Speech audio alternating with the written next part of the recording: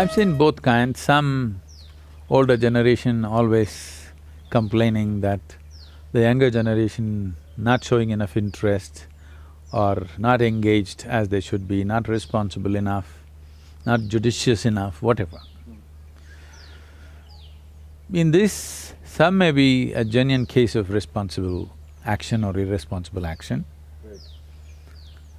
This also depends on, because you're successful, you thought you have to heap your children with too many things. Like some wise saying is there, you must give them enough so that they can do something, not enough so that they don't have to do anything. So somewhere you gave them enough so that somewhere they perceived or conceived that they don't have to do anything in their life because there is enough. Sure. And after all, once again, we don't have to… I'm reminding in the line of questioning, for you not to forget, after all, entrepreneurship is economic activity. Right. Economic activity need not be raised to heaven, okay? It must be conducted on the planet, to the extent it's necessary for you and the world around you.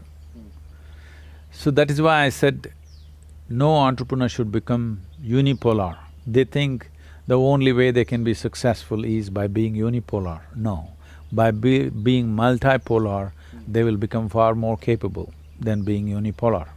If you become unipolar, you may achieve success, but that success will never drench you with either joy or nor can you enjoy what physical situations you have created. It will not happen because you're still unipolar. And in unipolar nature, you will become very small because the number of dimensions that are there in life, if you do not pay attention to all of it, if you do not engage in some level with a few things at least, you will miss the process of life in the name of economics. It may be good for the next generation, Sure. because there's a windfall for them. But in family enterprises, usually the struggles are both the generations where they're engaged in business. As I said earlier, older generation, well, I have met older generations which are more enterprising than the younger generations. There are many family businesses, successful businesses in India like that. And the older generation created it, so they're constantly on the ball. Right. The younger generation landed on top of the hill. You've seen this in the political sphere also. Yeah. So those who created it, they have a different sense of everything. Those who just landed into the comfort or the lap of what is already been created, they have a different sense of everything. So it's very important, if the older generation wants the cooperation and a sensible cooperation from the younger generation, they must give them a challenge and an opportunity to create something within what is already been created.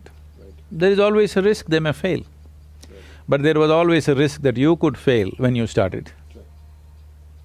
Sure. It's just that you have succeeded. Somebody may actually fail right in front of you. But if you don't create that, if you don't create the challenge and opportunity, then they will not understand what you're talking, because they don't know what it means to build something. They're always there in already built things. They will not understand what it means to build something. So I think the older generation to take that responsibility and risk of allowing younger generation to create something, maybe not risking everything, but at least a part of it. That risk must be taken, that challenge must be offered. Only then they are also truly entrepreneurs, otherwise they're inheritors, they're landlords. Landlords are not on their toes, they're on their ass. Yes, an entrepreneur has to be on his toes, always. An entrepreneur means eternally you're on your toes, not even on your heel. Landlord sits back.